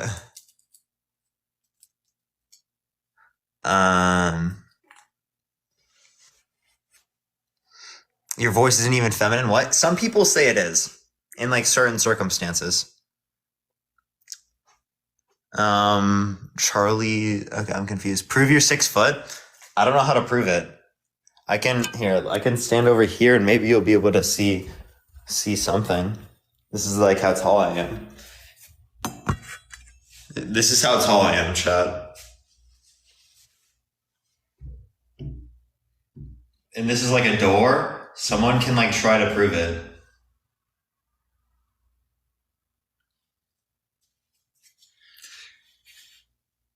He's tall. Am I actually? I'm not. I feel like I'm not tall. I feel like this doesn't seem tall. Most doors are 7 feet. Actually, this door probably is 7 feet. Low key. This door probably is 7 feet.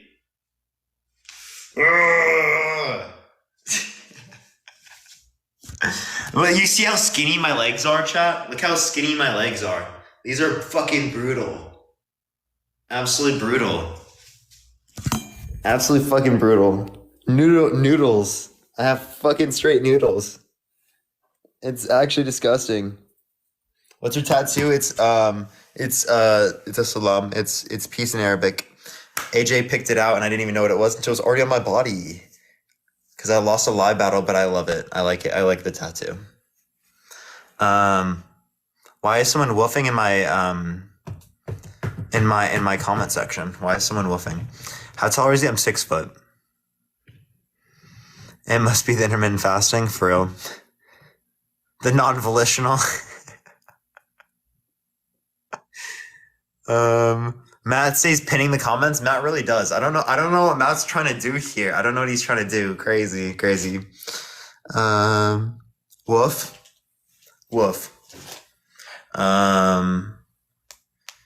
What's your what's your favorite food? I don't have like a specific one I would point to. Nice shirt. I appreciate it. Thank you. Dad vibes. Yeah, this does give a dad vibe shirt. And honestly, I'm okay with it because like, I already feel like a dad even though I don't have a kid. Only Parker would get a tat over a TikTok battle. Actually, so bad. That's what I thought internally, haha. No, it gives voice memos app. It gives voice memos app. It also gives watermelon. So, I pin because I can, lol. Okay. Matt needs to be stopped. Are you bi? No, I'm straight.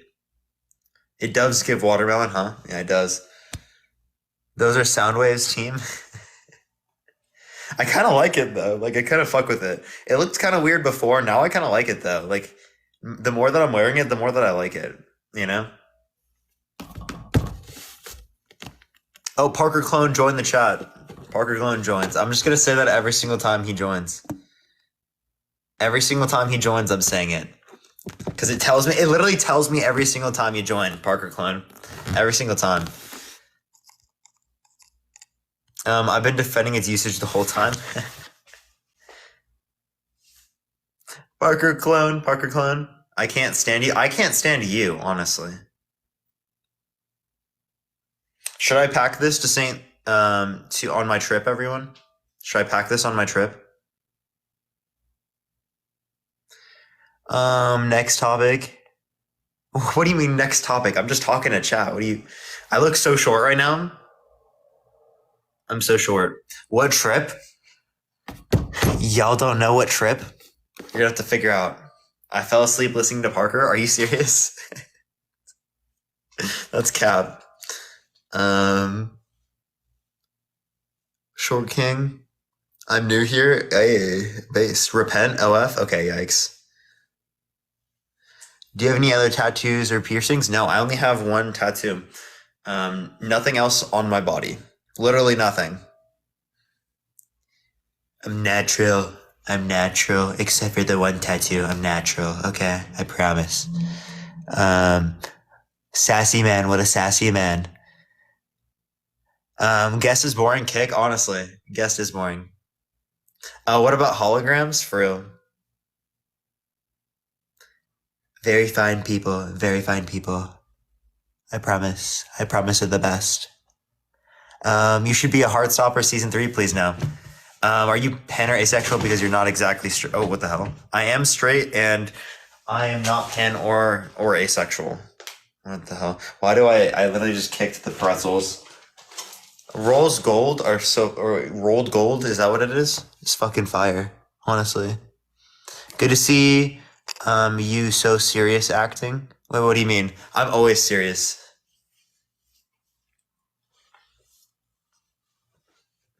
Okay, it's the hyperactivity. Yo, this is what I'm like later on in the day because I have more energy than earlier on.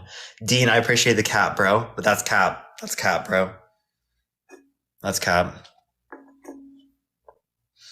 I slept 7 hours and you're still here? Yeah. Yeah. I've been on for so long today. Today I did a 6-hour debate live, or not even a debate. We did like psychic live. That's why I'm fine. That's why I could debate for that long with Danny. And then we did like almost like a hour and a half, like socialism, capitalism, sort of debate with like Danny. That was kind of fun. That was really fun actually for me. I would not do that on the main account though, because that got a little too TikTok heavy, I would say, for the main account, I would say. But for the second account, it was perfect. Thank you for the night helmet. I appreciate it. Thank you so much. Bro, you're so scrawny? Yep, that's the point. I am super scrawny. I am super scrawny. We need to do something for 1.5. Yeah, tomorrow, if we get 1.5 million likes, I was going to give away 15, I think. Can I ask you some questions about your live today? Yeah, of course, man. Did you want to ask them on TikTok, or do you want to ask them after I get off? Because I'm probably going to get off here pretty soon and we could talk then. Or if you want to do it now, it's either or works. Wallows W, that's all I gotta say. Oof, you gotta be tired. I am not. I'm like super hyperactive. Like I've got lots of energy. I can literally just do lives literally all day. I can do lives literally all day. I can be quick. I love you for that. What? For what? What's up, Dean? Hey, how's it going? It's good, bro. Dude, so I was watching your live today, and honestly, I've like I don't know what about it. I have not seen like a more entertaining live in ages because some of those people, right? Some of those psychics were like actually getting stuff right. And like I like, you know, even that one lady, she knew like, or she guessed, or you know, the name of your grandma or your grandpa. That was crazy. I was like, they said Richard. I was like, okay, Richard is like not like an extraordinarily common name. Yeah. But like that was kind of cool. I'm not gonna lie. Yeah, like what do you think it was? Because it like I obviously like I don't think that you know psychics exist. I don't know. I don't know how to explain it. Yeah, Because I don't think it's like someone found it on like Facebook or something from like my fucking family or something. Although someone could go on like online and try to find stuff like that and dox me, and that would not be good. But yeah, I mean, I saw a lot of comments that were like, oh, you know, she just did a research or something like that. But I have a strong feeling like that was like legitimately some like an intuit. You know what I mean? Yeah, I do think it was just an intuit. That's pretty crazy though. Like it was Richard or some other name, but like the fact that they would even say Richard is kind of like a bit much. You think it was like just like pure chance, or do you think like there's some type of like methodology to it? Probably partially chance, and then there's like probably just looks at like what common names are and stuff like that. It's probably a bit of both. I don't know though. Yeah. I mean, honestly, like that's all I wanted to ask. Dean's psychic. Dean's had psychic experiences before, and that's why he is asking these questions right now. Yeah. I'm the true psychic. Did you know I've actually had like legitimate like huge deja vu moments where like I dreamed something and then later on it happened and like literally like action for action, literally looked the same, felt the same for like multiple minutes. Oh, yeah, no, It's no, happened no. multiple times to me. Yeah, no, me too. I get that. See, that's like the other part of it. Is that real, or is that just like some misfunction in your brain where it puts I think it's just like common associations because you have like these different types of experiences and your dreams are going to be predicated off of those experiences. So to see common associations within your dreams, because they're predicated off of your experiences kind of would make sense to me. Although like, I feel like so many people came up and were saying like these same types of experiences. Matt's had the same experiences. So many people have these experiences. There is something we should like look at here. Like, to be honest though, like why are some people having these like experiences? I have a hypothesis. Go for it. I have a hypothesis. Thank you for the sunglasses. But so the hypothesis is that these experiences actually never happened, or like you actually never had that dream, or you never actually thought of this before it occurred, and it's some type of like misjunk or misfire that happens in your brain where it takes what you were perceiving in the moment and like puts it into quote unquote long-term memory, so it feels as if you've had some like past association with what's going on, or you're familiar with it, or you experienced it in a dream, etc. But it's all it is a misfire of the brain. Would you say like you've actually like been able to denote a specific dream, or like just kind of felt like you had previously gone through a recollection of memories or occurrences? Yeah, I think that's a good explanation too. I don't know which one it would be because I don't see a way to like differentiate between these hypotheses, but like I think they both make sense. Yeah. Hey, I just want to say too, on your grandfather's name, your grandfather probably was born, I'm guessing, around the same time that mine was, maybe the 1930s, 1940s, somewhere in there, right? Richard at the time was a very common name. My grandfather was also named Richard, and you actually have said his name on your live before. Oh, So, I know, I have. and But the so likelihood that they saw that is so low.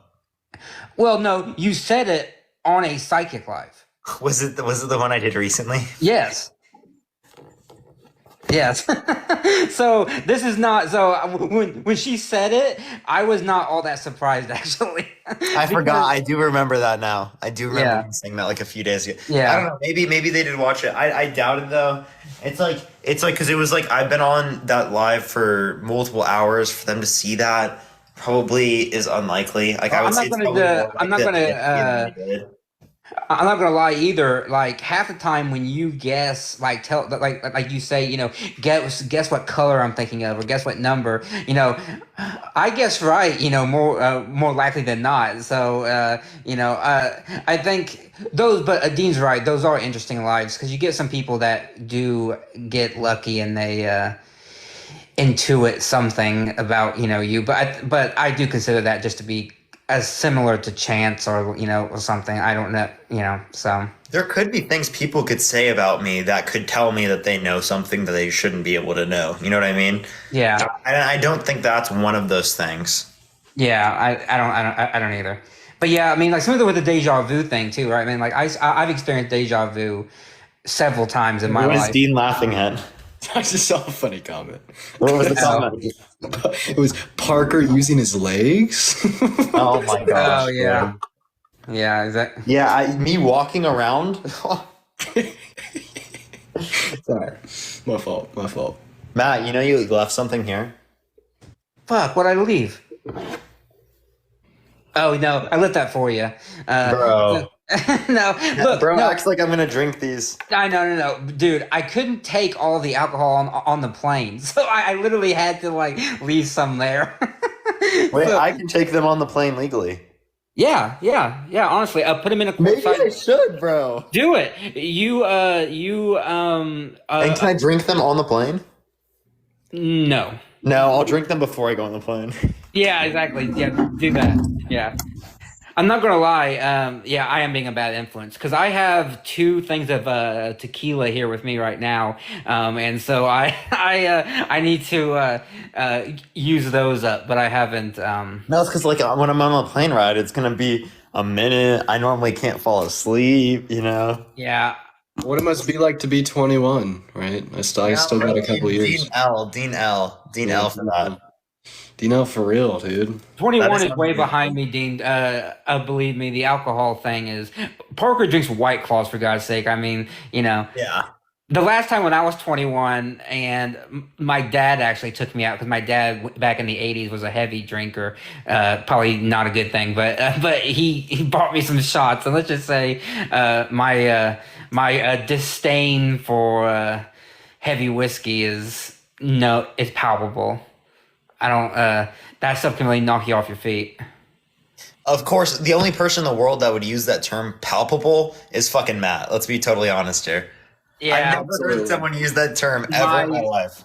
Absolutely. you are so correct because I have been told multiple times that I use words that someone has to get a thesaurus to like look up and see what, or like a dictionary. Only that a librarian would know. I know. Blame my 3 degrees. I mean, I don't No, know. for real. I mean, blame. What were you gonna say, Dean? Huh? What were you gonna say? You were gonna say something, and then I cut you off. Oh, no, it's totally off topic. No, go for it. Oh, yeah. So, like, we were talking about it a couple days ago, mentioned it earlier. The sold the soul to the devil thing, right? So, the reason I think this could possibly be a really interesting topic to a lot of potential people is I saw this guy streaming on TikTok, and Sold my he soul had, to the devil. yeah, I saw that Seen it too. too. Yeah, saw I've that seen it. too. Yeah, and when I went in there, there's like 4,000 people interested in hearing about what he had to say. There were 40 So, people. I looked at it, and apparently there was only like when I went there was like 90 people. oh yeah, no, when I went in there, there was This has to be a 40. different person. Maybe. I doubt it. I doubt it. Dean, Honestly. is he Is it like the person he who wears shaved their all? eyebrows? Yeah. Yeah. Okay. Yeah. Yeah, Okay. yeah. Maybe we should get them on the live. This is what I was thinking.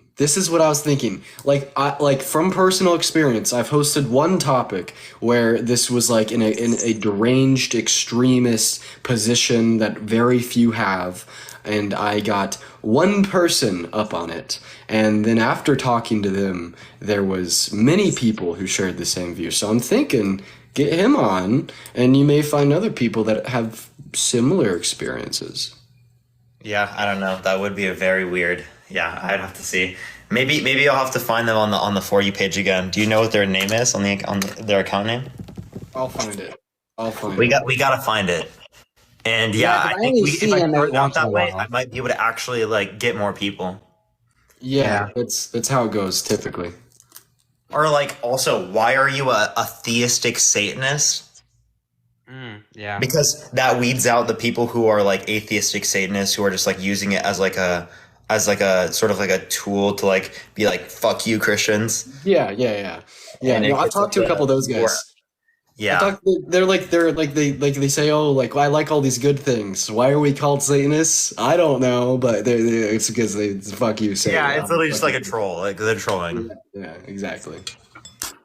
That I feel like that'd be a good topic. That if you can find a way to word it right, the background, Satanists. Yeah. something like that. Though then you would have to weed out, Parker, all the people that would come on arguing that you shouldn't be doing the topic because you're going to draw in demons or something. Yeah, there's gonna be Jamal sends a guest request. No, he would, honestly. This is a demonic topic. He would. Technically, any of my lives are demonic to Jamal. Well, Parker, I mean, when you do the psychic topic, at least once out of every live, you get somebody that comes on and says you shouldn't be talking about this because it's demonic and it's against the Bible and blah blah blah. Dean, you're not slick. Everyone saw that.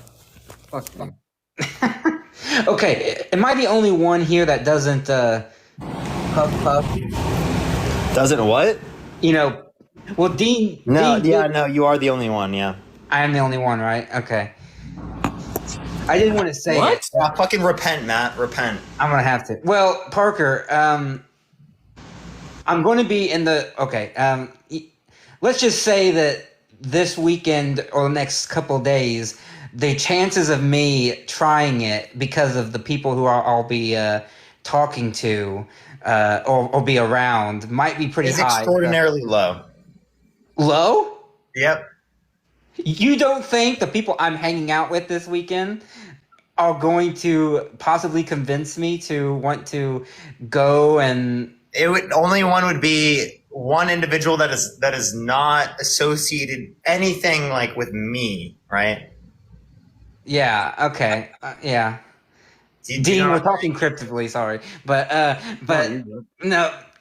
Well, see, I might try it. I mean, I'm not against it. I just don't have an inclination to do it, so I don't know. Yeah, I we'll just, see about that one. We'll debate Matt on that. Dean, we'll let you know the cryptic later. yeah, I'll have to tell Dean what's going on. I got a good sense of intuition. I think most people know what it means. Yeah. I do too, actually. Spicy air. Yeah. Well, you know, Parker, that this person who doesn't have a name did mention to me via text that they might try to convince me to get a small tattoo. Also, Oh my gosh, we'll see. We'll see. We'll do a live about that on the second account. They're going to be second. I actually don't. Well, you know, I don't have a tattoo, and I need to compete with my sister that has like a full like arm sleeve. So I need to like figure out something. So maybe I will. I don't know. I mean, I need to be more out there. So maybe this other person can convince me because he's more wild. So Yeah. Dang, Matt. I mean, I'm hearing things about tattoos. I'm hearing things about some alternative airs going on. Are we? It is. Some It is spicy air. Dean, Oh, I'm not gonna lie to you, we- Dean. My 20s were pretty conservative and buttoned up, and now that I, Parker is drawing out of me like what I. I'm making him a heathen. He is making me a heathen, so I'm going to the dark side because in my 20s I dark was side, bro. pretty, Matt talking about the dark side, bro. yeah, I know. Drinking alcohol like one time. I did.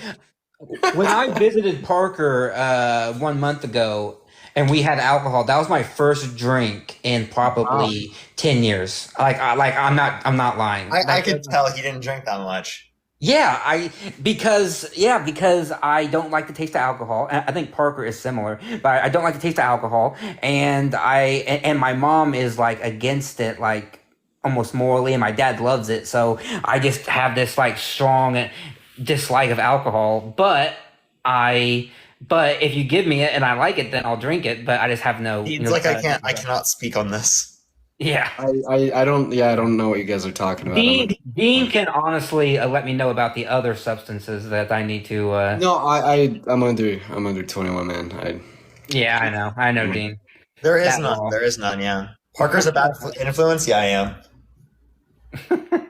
Exactly. Yeah, the Tide Pod trend. Yeah, I know. No. Yeah, I I'm remember into that one.